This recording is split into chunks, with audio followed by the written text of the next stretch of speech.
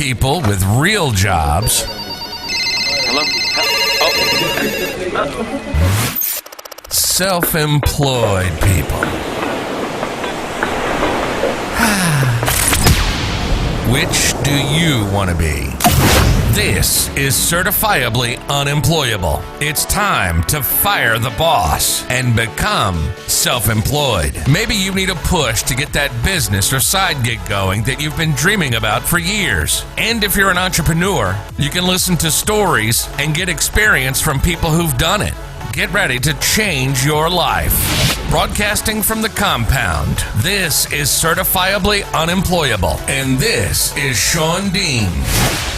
Welcome to Certifiably Unemployable. I am your host, Sean Dean, and thank you once again for joining us. This week's episode is actually a start of a series that is going to be all about mindset. We know as business owners, or you may not know as a business owner and entrepreneurs, that really have to have your mindset right. And we've got a fantastic guest on this week who's going to be talking to us about multiple things that you're just going to love. You're going to want to replay these episodes over and over again. And keep in mind, while you're listening to today's episode specifically, if you want to get the full effect, you may want to check us out on YouTube under Certifiably Unemployable. Also find us on Facebook under Certifiably Unemployable. Don't forget to leave your comments. You want to share, you want to subscribe, because this also is going to be impactful to somebody else in your life. So you know when you're in a corn maze and you're not sure if you need to go left or you need to go right, but when you step on a ladder, suddenly the maze is no longer a mystery? Well, that's what Jarrod Haning, today's guest, does for business owners. By teaching them how to think at a higher level, they're able to see the whole picture, and suddenly the obstacles that were blocking their growth no longer exist. Everything he teaches comes down to this one thing. A breakthrough in your business will first happen as a breakthrough in your thinking. He's an award-winning speaker. He's been featured on ABC Nightline. His talks are related to mindset performance, has been chosen by TED Global as the featured speaker of the week. He specializes in a Nobel-nominated process that teaches you how to think at a higher level and allows you to access different parts of your brain on demand. And as a result of this training, most of his clients go on to double their income by purposely working half as many hours. So, Jarrod, welcome to Certifiably Unemployable. I appreciate you for reaching out to us.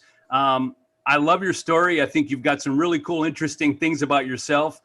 You're a licensed pilot. I think that's pretty cool. You've flown upside down under power lines and landed on a rural street. That's something that I would never do.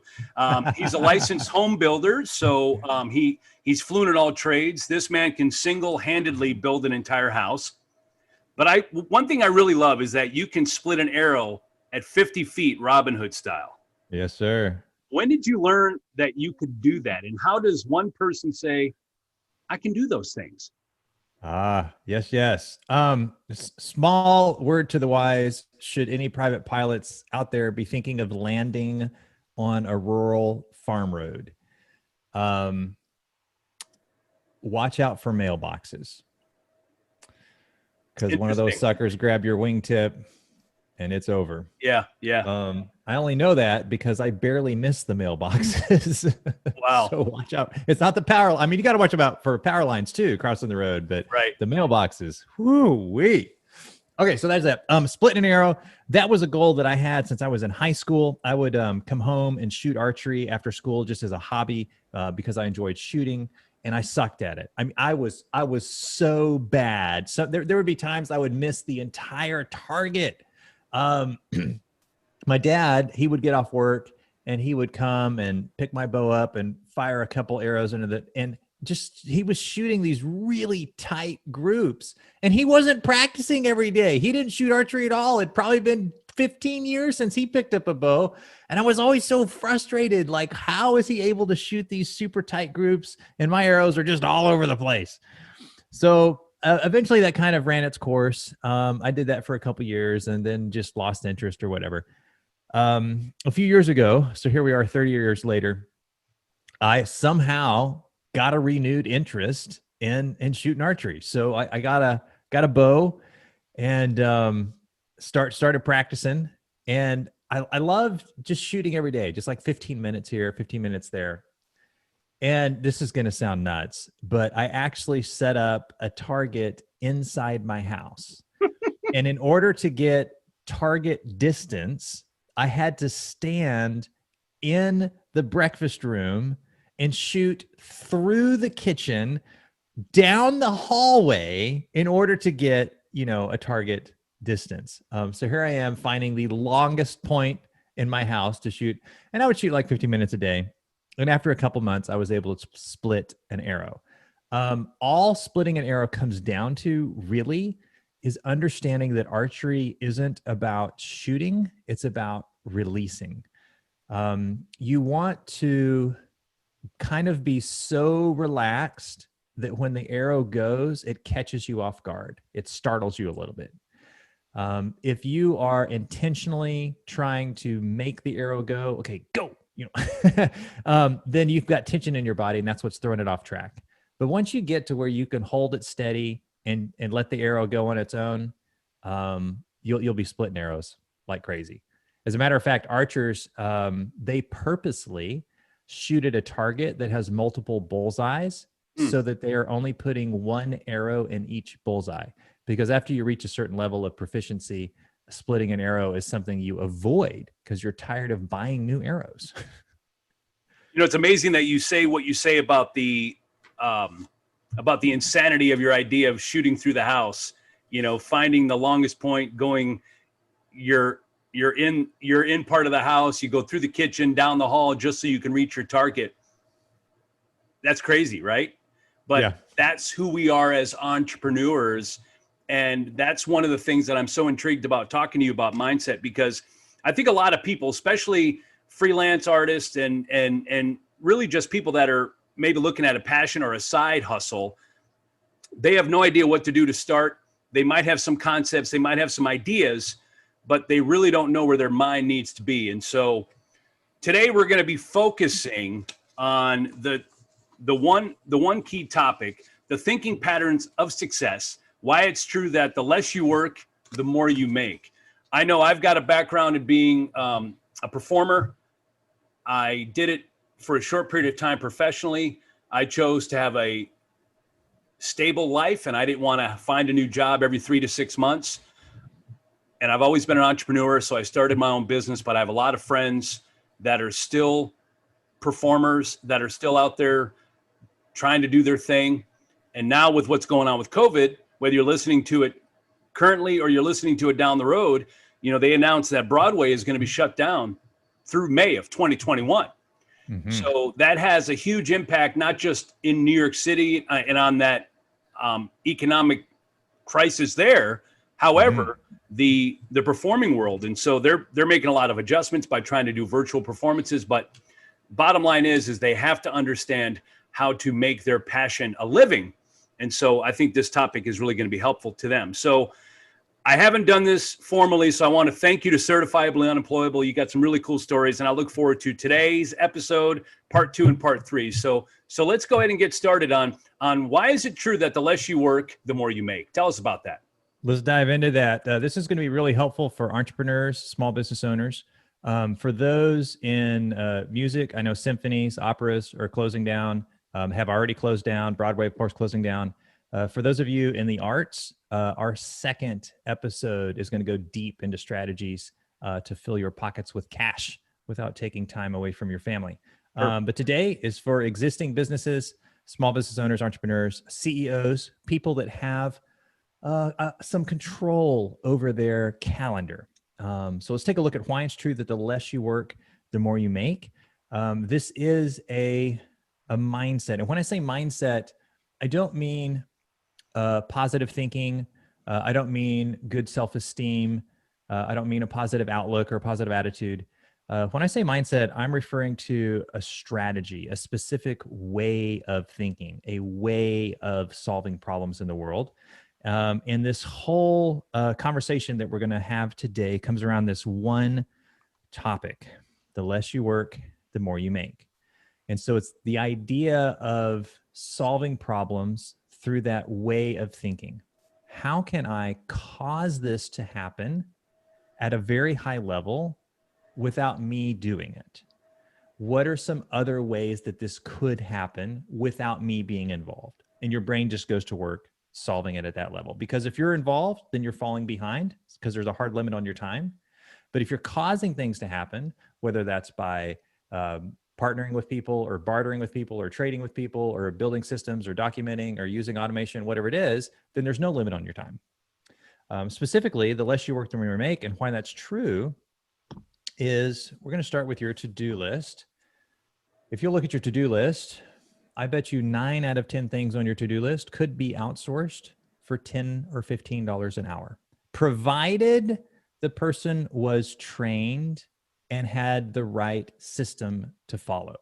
A system that had been so bullet tested and refined that a monkey couldn't screw it up. I'm talking the kind of system that they use at McDonald's. It's a picture of a cheeseburger frozen to thawed assembly in 4 picture steps. A monkey couldn't screw that up. So if you had a brain dead simple in that task on your to-do list, then it could be delegated for $10 or $15 an hour. Now, most of the tasks on your to-do list wouldn't need a system at all. I mean, you could just take somebody off the street and say, here, do this. So here's the deal. When I'm talking to a small business owner and they say, man, I'd love to delegate. I just don't have the money to hire somebody. I got so much to do in my business. I'm so busy doing all this stuff. I just don't have the time to train them. I don't have the money to do them. There's just so much to do. Okay, well, let's look at the stuff that you're doing. And they hold up their to-do list and they're so proud of all the stuff that they check off every day. Well, let's see here. Looks like you spent the majority of every day doing $10 or $15 an hour work. Well, no wonder you don't have the money to hire somebody or the time to train them. If you don't have an assistant, you are the assistant. So the first way to get out of that rat race is realize that no matter how broke you are, you've got $20. Hire an assistant for 2 hours a week. During that 2 hours, you were not allowed to email or schedule or reschedule or follow up or call or put together, or you're not allowed to do any of that. You are to go to work on sales because sales cures all ills. You're going to go to work on the single highest revenue producing task in your business. If you will do that, it will not be very many days before you have more than enough money to outsource everything else. I love that.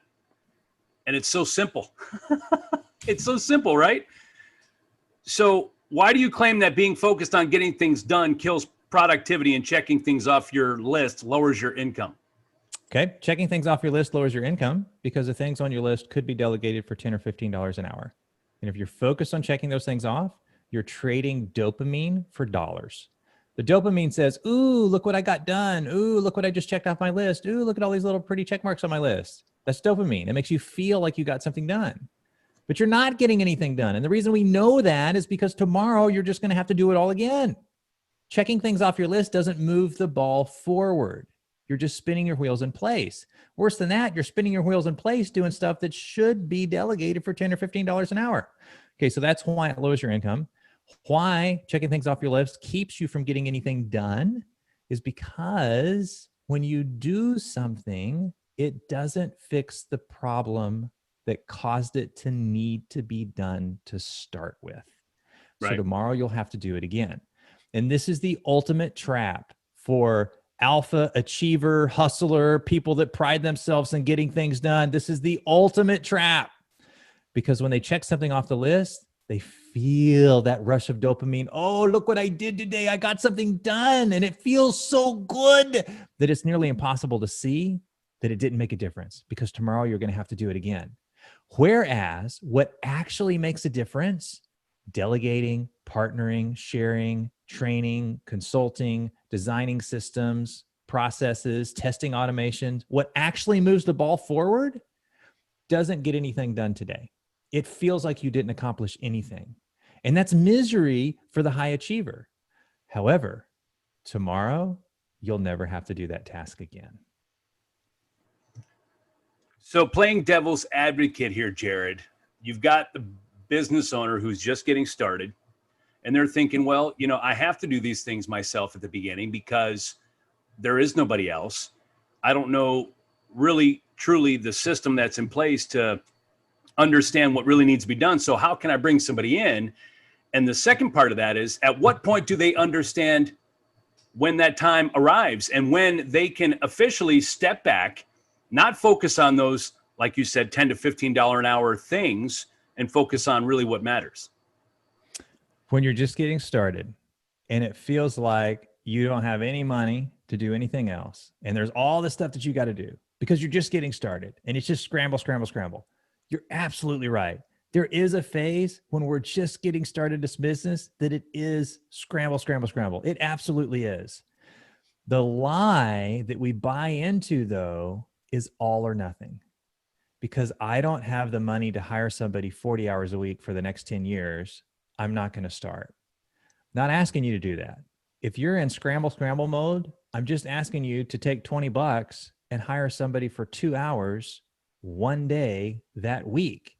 By the end of the month, you will have effectively outsourced an entire day. Now, how do you get out of that cycle? Well, you get out of that cycle by focusing your energy on sales. What sales cures all ills. It's easy to get into scramble, scramble because once you sell the client, you got to serve them. You got to produce the product. You got to take care of them. You got to reschedule. You got to do accounting. You got to order supplies. You got to take care of breakdowns. You got to fix, you got to troubleshoot this, all that. All of that, the only reason you're still doing it is because you haven't written down the process so that somebody else can look over your shoulder and help you 2 hours a week. What brings the most value to your business between 0 and 100,000 a year? You can hustle your way to 100,000. It's no trouble. Between 0 and 100,000, what brings the most value is keeping your foot on the sales gas pedal. And sales is defined as what causes a new request for your product or services? What brings that new client or customer in? Whether that's you going to networking events at the Chamber of Commerce, whether that's you split testing Facebook ads, whether that's you doing YouTube videos or Facebook Lives, whatever creates the demand.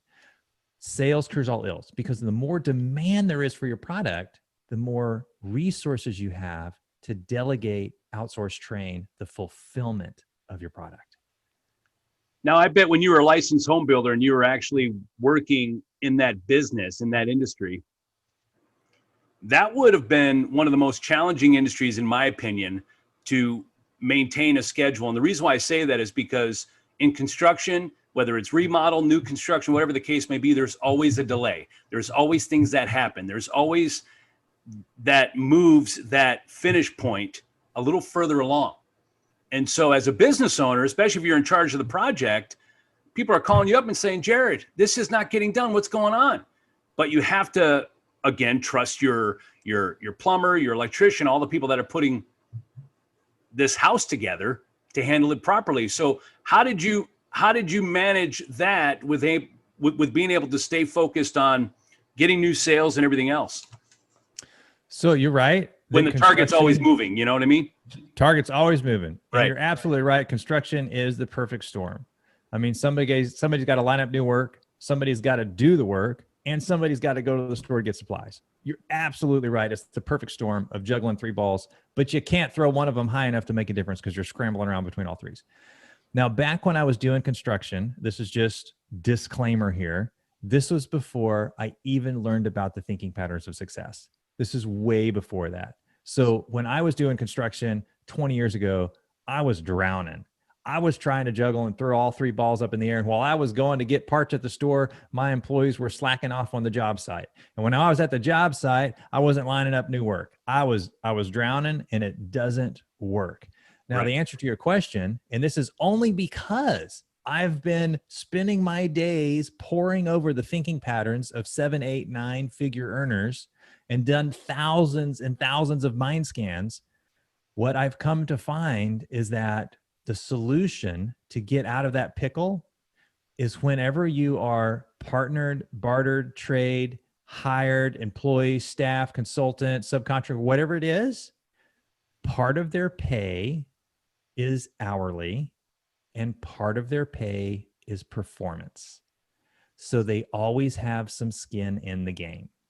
Okay, I understand you can't work for free, and I understand this isn't really a true sales job where you're strict commission because there's going to be some things you have to do no matter what because you're an assistant in this role or whatever it is. So I'll tell you what, I'm going to pay you this much per hour just across the board. But you also have the opportunity to make this much an hour with these commission-based incentives based on what we agree your performance should be for these tasks. If you finish it at this time, you get this. If you bring this many new opportunities in, you get this. So they have some skin in the game to be thinking creatively to navigate the weather hold or to navigate the supply shortage or whatever. They've got something in the game. Right. Okay. Good point. You brought up the term mind scan. Obviously, that's something that I haven't really heard of. We haven't talked about, not something I know in my circle we don't talk about all the time. Can you explain a little bit more about what that is? Yeah. So in the 1950s, Robert Hartman discovered, came up with, invented, whatever, put together this Nobel-nominated way of evaluating the mind and how the mind solves problems, how it looks at the world. One of the byproducts of that way is we're able to now map out the individual's thinking patterns. This is super cool because we're able to see the blind spots that have been tripping them up. We're able to see the breakthroughs that could be waiting for them. Just like the whole corn maze thing, right? When you're in it, you don't know if you should go left or right. But when you stand on a ladder, you can see the whole picture and there's no mystery at all. And this is the value of his work because we're able to map out somebody's thinking patterns so we can see right away where the next breakthrough is in their business and exactly what they need to do to get there. This isn't, while it's called the mind scan, this isn't a medical device. This is an assessment of sorts. I'm a little nervous about using the word assessment because people start to think of like DISC or Myers-Briggs, things like that. The majority of assessments you might have heard about there are misleading. One, because they're questionnaire based. And as long as you're responding to questions, your subconscious is gaming the system. It's trying to figure out what the test is asking for, and it's trying to present itself in the most favorable light. Well, I mean, I'm working on getting better at this. So that puts you in a situation where you're a patient in the waiting room and the doctor walks in with somebody else's test results. That's the problem of question-based type assessments. The mind scan isn't like that. So there's no self-reporting error. Another problem with a lot of those assessments, DISC, Myers-Briggs, Strength Finders, Enneagram, whatever, is that they tend to label you in a category. Hey, you have this trait, and 25% of the population also has this trait. So for some people, that label becomes the box. Oh, well, I can't do that because I'm a rabbit. Oh, but I can't do that because this says I'm a INQ3. So you're now limited by the label. And the population comparison is, oh my gosh, it is so unhelpful. So imagine you're talking to a doctor and a doctor says, hey, you've got this condition, but don't worry because we have a 25% success rate treating it. That's not helpful information. We need to know what side of that 25% line you're on. And that's where those assessments leave people with information that isn't helpful. The process that Robert Hartman came up with is only a scientific measurement of that individual's mindset, the potential and thinking there mapped out in such a way that we can see exactly where their next breakthrough is in their business. No population comparison and no label and no self-reporting error. And this is why it is that 30% of the people who go through that process are in tears because they find it so emotionally meaningful. I'd love to tell you stories all day long about that. And generally speaking, the people who go through that process and apply what it revealed about them, as we know, action takers are a minority in the population. We'd love to read a book and go, oh, that's super cool, and not actually apply it. The people that actually apply what it revealed, where their greatest potential is, they doubled their business revenue that first year and cut their labor in half, simply because their brain is now thinking at a higher gear about causing things to happen, as opposed to getting trapped up in the dopamine trap of checking things off the list. So how does somebody get this mind scan? How does this? It is crazy, right? Yeah. Yeah. Well, you can just hop over to my site, mindsetperformance.co. You can download a sample report for free. Just see if you like the way it's written. You can take it yourself. You don't need to be a client of mine to take it. As soon as I found out about Robert Hartman's work, I put it up on my website because I'm sharing it with the world. This stuff's Right. nuts. Wow. Don't need to be a client of mine to take it. Mindsetperformance.co. Go check it out. Okay. Wow.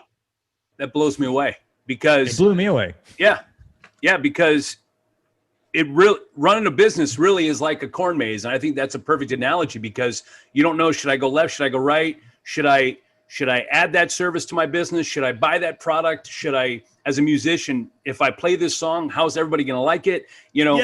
What do I do? So being able to do that assessment like you had worded it's just crazy. Wow. It's nuts. People are in tears. They find it so empowering. They find it so confirming. They're like, oh my gosh, I'm not crazy after all. And this explains exactly why I keep experiencing this in my life. Don't have enough time. Don't have enough money. Don't have the right support. Don't have the right relationships. And I get to the end of the year and I promise myself that next year I just need to try a little bit harder. And next year rolls around and I say, you know what? This is going to have to be a do-over. I'm calling a mulligan because Aunt Teresa was sick and my kids had to do this trip. And then we had to go out of town for this. So next year, I'm really going to apply myself. I'm really going to double down. And next year rolls around and you're in the same spot you were 15 years ago. And eventually you got to say, maybe trying harder isn't what I need. Right. And then you look at what's been happening in your brain, how your brain has been setting you up for failure the whole time by presenting solutions that make a lot of sense, but are actually getting in the way. It makes a lot of sense to check things off your to-do list, but it's holding you back. You can't see it because it makes so much damn sense. Yeah. So when you see the map, the corn maze, I mean, people are like, oh my gosh, why didn't somebody show me this 15 years ago? Well, you look at New Year's resolutions, regardless of what year it is, how many people actually fulfill those resolutions? Right. Exactly. It's funny because they don't. And it sounds to me, it's because they've got something blocking them from even being able to accomplish it in the first place. Right. Yeah. So what's the most common thinking blind spot you see when going through a person's mind scan review? When this mind scan is done, what is the most common thing you see? Okay, a blind spot happens in somebody's thinking when they either extremely overvalue something or they extremely undervalue something. So for example, what that would be, imagine you're going on a hike in the woods and you have a trail map. If you overvalue your trail map, you're gonna hit a lot of obstacles. Imagine like you're holding the trail map so close to your face that you can't see anything else. You're going to run into a lot of obstacles on your hike. You're overvaluing this feedback loop. On the other hand, if you take that trail map and put it in your back pocket and never pull it out, you're probably going to get lost too, because you're undervaluing that feedback loop. The things that we overvalue or undervalue make so much sense to our head that it can't conceive of another world being out there that's equally as valuable. For some people, what they're valuing the most is taking action, because it makes a lot of sense that the more action you take, the more results you get. But that dopamine loop prevents them from seeing that whenever you take action, whenever you check something off your list, you aren't addressing the reason it had to be done to start with. So tomorrow you'll have to do it again. And no matter what you're doing, and no matter how good you are at it and how fast you can do it, in that block of time that you're doing that thing, there's 27 other things that aren't getting done. Yeah. This is a bad strategy that can't be solved with stubbornness. It takes a different way of thinking. There are people that really value systems and process and data and thinking. And these people are great. They make great engineers. They make great computer programmers. We need them. But they make terrible entrepreneurs, because without human beings, systems are of no value. And overvaluing data, system, process, and efficiency, which you would think would be the right answer, because I just got through talking about the danger of undervaluing systems and process, right? Causes nothing to happen. Because without people, nothing happens. There are people that overvalue people. overvalue relationships and how people feel, and it becomes a blind spot. They're so worried and so concerned with how people feel that nothing gets done.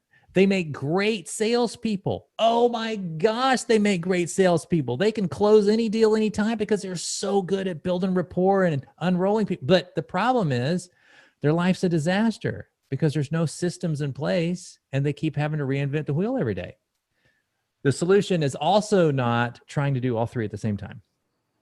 So the most common thinking pattern that I see probably is overvaluing taking action at the expense of relationships and systems. It's the most common thing I see. Good information.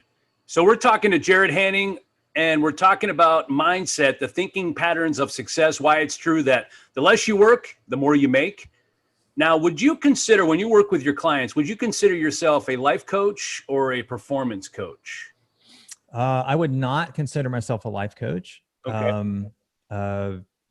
In my experience, life coaches, they tend to have a philosophy that if you don't discover it for yourself, it's of no value. Like you have to recognize it as a solution or it doesn't take. They can't tell you what to do. You're not going to take that advice. You have to think it's a good idea. And this on the surface, it seems great. It seems like it makes a lot of sense. And so a life coach, when you go to the life coach and you're like, oh, my wife just filed divorce papers and our supplier doubled their prices and I'm going to file bankruptcy. And, the life coach goes, well, what are you going to do about that? And when you say, man, I'm so confused. I don't know if I should do this or this or this. The life coach goes, well, what do you think you should do? Okay, here's the deal. What you think you should do is what has you in that situation to start with. Right. I hired you for a reason. I need your help. The last thing you need is more of what you think. That's the last thing you need. I agree. When you go see a strength coach, you say, all right, here's the deal. I'm a damn couch potato. I'm sick of it. I can't have any more of this. I've got to be in shape. And my first goal is just being able to bench press my weight. Strength coach goes, great. Do 3 of those, do 2 of those over there, come back and see me tomorrow. And now you're getting results just like that. You don't need willpower or effort or discipline. Just show up, do 3 of those, 2 of those. Done. That's the difference between a performance coach and a life coach. In my work in mindset performance, where I teach people how to think at a higher level, they go through mindset push-ups. And these are exercises that physically rewire the way their brain solves problems. And when they're in the pickle, it's do 3 of those, do 2 of those. Let me know what happened tomorrow. It's all result based, obviously. Yeah. Right. Yes. Because the last thing you want to do, and I've spent a lot of money in training over the years. I've always believed you have to continue to learn. You have to continue to do that, do things and look at what people are doing and say, I want to do what they're doing, so I need to learn that. So it costs money. You do these things, but if you don't put them to action, or if they can't tell you how to put them to action, then you're going to get this packet of stuff, all this information, and now you don't know what to do with it. So big difference. Life coach, performance coach. So just based on doing 100, let's say 100 mind scans, what advice would you give a struggling entrepreneur without seeing their results? Before they reached out to you, if nothing else, what advice would you give them? Without even looking at their results, I would say start your day by honoring your sweet spot, honoring your zone of genius. You cannot make a difference in your clumsy. You've got to be in your genius. Now, some people know what their genius is. They know what they do the best. They know what they enjoy the most. They know what makes the biggest difference. But their brain says, oh, that's unrealistic. You can't just do that all day. Got bills to pay. We got to do this and this and this and this. And who's going to take care of that? And who's going to take care of that? And so they go to work checking all that crap off their to-do list. And at the end of the day, they're exhausted and they have nothing left for their genius. Right. Start your day by honoring your genius. That doesn't necessarily mean you do it first thing. What it does mean is it's the first thing that goes on the calendar and all that other stuff has to get built around it. If you will do that, it won't be very many days before you have more than enough money to outsource everything else. Now, there are some people that are not clear on what their genius is. And they've tried journaling, and they've tried meditating, and they've tried reading books and going to seminars and watching YouTube videos. They have legit straight up done everything they can think of to get clarity on their genius, to get clarity on what makes them different, to get clarity on what they have to offer the world, and what life is calling them to step up to next. And they are still just as fuzzy as they were when they were in their 20s. For those people, because they can't take the first step of honoring it by putting it first on the calendar, here's what they can do instead. For the next 2 weeks, give up trying to solve that problem. You've spent 20 years trying to solve it, and you're not any clearer than you were. It's not going to kill you to stop trying for 2 weeks. Worst case scenario, this doesn't work. You can go back to trying to solve it. Just stop trying to solve it for 2 weeks. Put it on the shelf. That doesn't mean you're resigned. It doesn't mean you've given up. It doesn't mean it doesn't matter. It doesn't mean you're walking away. All it means is I'm going on vacation from this knot for 2 weeks. Now, during that 2 weeks, you're going to focus your energy adding value to other people. Value is defined as things that are emotionally meaningful to them. There's a very good chance that you could care less about it. It seems boring and stupid to you. That's not value. Value is what's meaningful to them. So you're going to ask about the dog show because you know they love the dog show.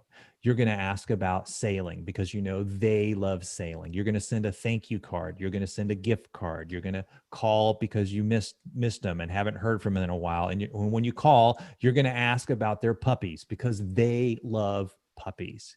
If you will spend 2 weeks adding value defined as emotionally meaningful to the other person, I promise you, your mind will have a breakthrough in what life is calling you to that you have not been able to access any other way. I like it. Great advice. So moving on to what we're going to be talking about in our next episode of Mindset and how you work with your clients. Can you tell us a little bit about part 2, how to double your income without raising your prices, getting more clients or working more hours? So maybe just give us a little segue in what that's going to be about. And then we just have a few wrap up things to do. Rock and roll. Part 2. This is huge. This is going to be gold for everybody in Broadway losing their job, symphony musicians losing their job, artists anywhere, pottery, painting, poetry, freelance. If you are in the freelance space, this is for you. How to double your revenue without working more hours, without raising your prices, without seeing more clients. What it comes down to is this. How can you take your time out of the equation? So let's say that you make your living teaching lessons 101. How can you take your time out of the equation and have students still learning at a high level? Could you go to group? Could you go to online? Could you do a video series? Could you have a partial video series where they need to master these skills, and only after they've mastered these skills, they come to you for a one-on-one just to double check, and then you send them to the next? The hard work of teaching is teasing out the single most important thing that causes all the other things to become unnecessary. Really, if you'll just do this one thing, everything else just kind of falls into place. So how can you take your time out of teaching? This is true even if you're a barista and you are teaching other businesses how to attract more clients, how to get coffee beans cheaper, how to add value per coffee customer, whatever you're teaching. So teach what you know. And then how do you take your time out of that? The second thing we'll be looking at is how can you equip them? What tools do they need? What equipment do they need? What processes do they need access to? What services do they need access to?